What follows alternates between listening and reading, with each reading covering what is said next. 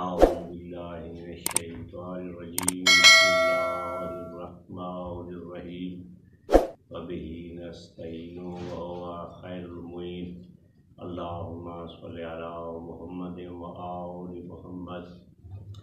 میرے محترم کرام سامعین کرام،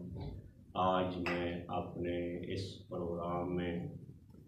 اس چیز کی وضاحت کرنا چاہتا ہوں کہ نواسۂ رسول حسین ابن علی کے قتل کا حکم یزید نے دیا تھا، اور یزید اس بھری کائنات میں ایسا نجس العین درندہ صفت انسان تھا کہ جو بھی اسے پاک اور صاف کرنے کی کوشش کرے گا وہ خود نجس ہو جائے گا۔ کتاب کا نام تاریخ یعقوبی ہے، جلد اس کی 2 ہے، صفحہ نمبر اس کا 177 ہے۔ جب یزید واصل جہنم ہوا تو لوگوں نے یزید کے بیٹے معاویہ کو، جسے معاویہ ثانی بھی کہا جاتا ہے اور معاویہ صغیر بھی کہا جاتا ہے، اسے دربار میں بلایا اور یزید کی مسند پہ بٹھایا اور اس سے کہا کہ ہم آپ کے بابا کے بعد آپ کے ہاتھوں پہ بیعت کرنا چاہتے ہیں۔ یہ سننے کی دیر تھی، وہ یزید کا بیٹا معاویہ داڑے مار مار کر رونے لگا اور کہنے لگا کہ سب سے بڑی مصیبت یہ ہے کہ ہمیں یزید بن معاویہ کے جہنمی ہونے کا یقین ہو چکا ہے، کیونکہ اس نے اولاد رسول کو ذبح کرایا ہے، اور جس چیز کو شریعت محمدی میں حرام قرار دیا گیا تھا اس کو اس نے حلال کیا ہے، اور بیت اللہ کو اس کے حکم سے آگ لگائی گئی ہے۔ اس کے یہ 3 ایسے کارنامے ہیں جس کی بنا پر اس کے جہنمی ہونے میں کسی قسم کے شک و شبہ کی کوئی گنجائش نہیں ہے۔ یزید کا حقیقی اور صلبی بیٹا یہ کہہ رہا ہے کہ یزید کے حکم سے ہی اولاد رسول کو ذبح کیا گیا اور یزید کے حکم سے ہی بیت اللہ شریف کو آگ لگائی گئی، تو اس کے روحانی بیٹے کس طرح یہ کہہ رہے ہیں کہ یزید کا قتل حسین ابن علی کے ساتھ کوئی تعلق نہیں تھا۔ کتاب تاریخ یعقوبی ہے، جلد اس کی 2 ہے اور صفحہ نمبر اس کا 168 ہے۔ معاویہ بن ابو سفیان کی موت کے بعد یزید نے مدینہ کے گورنر ولید بن عتبہ بن ابو سفیان کو خط لکھا کہ جس کی عبارت یہ تھی کہ جب آپ کو میرا خط مل جائے تو نے عبداللہ بن زبیر اور حسین ابن علی کو دربار میں حاضر کر کے ان دونوں سے بیعت لے لینی ہے۔ اگر یہ دونوں میری بیعت کرنے سے انکار کر دے تو ان کے سار کرم کر کے انہیں دمشق میں میری طرف روانہ کر دینا۔ تو یزید کے اس خط کی اس عبارت سے بھی ثابت ہو رہا ہے کہ نواسۂ رسول اور اولاد رسول کو یزید کے حکم کے ساتھ شہید کیا گیا۔ کتاب ہے نور الابصار، جلد اس کی 2 ہے اور صفحہ نمبر اس کا 29 ہے۔ اس کے رائٹر ہے مومن شبلنجی۔ وہ لکھتے ہیں کہ جب عبید اللہ بن زیاد ملعون کو حسین ابن علی علیہ السلام کے کربلا میں پہنچنے کی خبر ملی تو اس عبید اللہ بن زیاد نے نواسۂ رسول حسین ابن علی کی طرف یہ خط لکھا،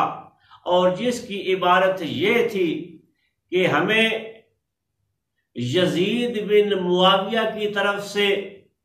یہ حکم آ چکا ہے کہ تم نے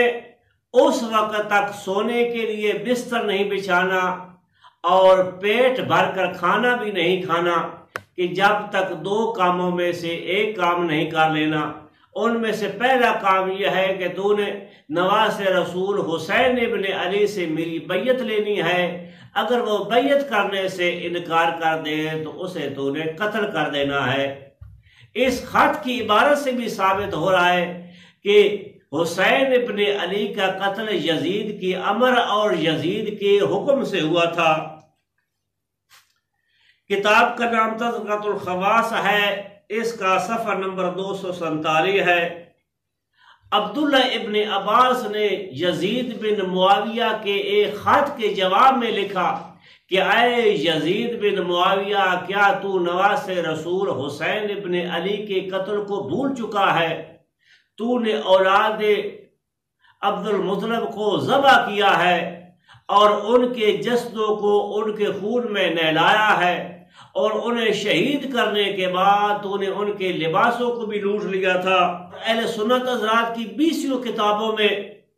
یزید بن معاویہ کے یہ اشعار موجود ہیں کہ جب نواز رسول حسین ابن علی کا سر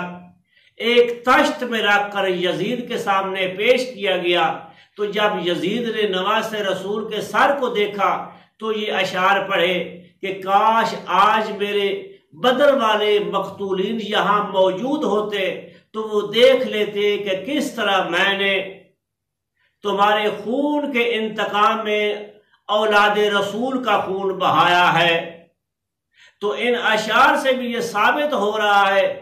کہ یزید کی حکم کے ساتھ اولاد رسول کو ذبح کیا گیا، یزید کے امر کے ساتھ نواز رسول کا خون میدان کربلا بے ناحق بہایا گیا۔ اس کی وجہ یزید نے خود یہ بتائی ہے کہ میں نے جو اولاد رسول کو ذبح کرایا ہے اس کی وجہ یہی تھی کہ علی کی تلوار سے ہمارے بڑے بڑے بزرگ جو تھے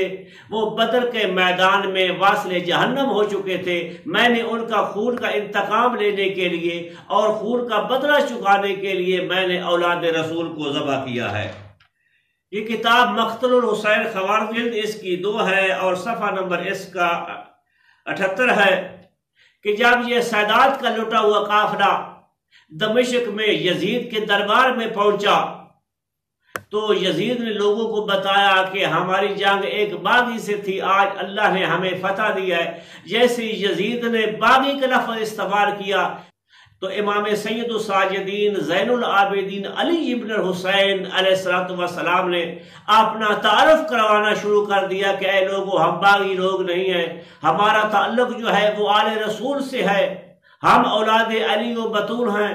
میں فرزند بطول ہوں۔ تو جب لوگوں نے امام سید السجاد کا یہ تعارف سنا تو ان میں ہلچل مچ گئی، وہ کہنے لگے کہ اے یزید تیرے اوپر لعنت ہو، تو نے تو ہمیں یہ بتایا تھا کہ ہم نے ایک باغی کو قتل کیا ہے، تو نے باغی کو قتل نہیں کیا، تو نے آل رسول کو قتل کیا ہے، تو نے گلستان نبوت کو اجاڑا ہے، تجھ پر لعنت ہے۔ جب یزید نے دیکھا کہ میری فوج اور یہ دمشق کے لوگ باغی ہو رہے ہیں تو اس نے مؤذن سے کہا کہ تم اذان دو۔ مؤذن نے جب اذان دینی شروع کر دی اور جب اس کلمے پہ پہنچا کہ اشہد ان محمد رسول اللہ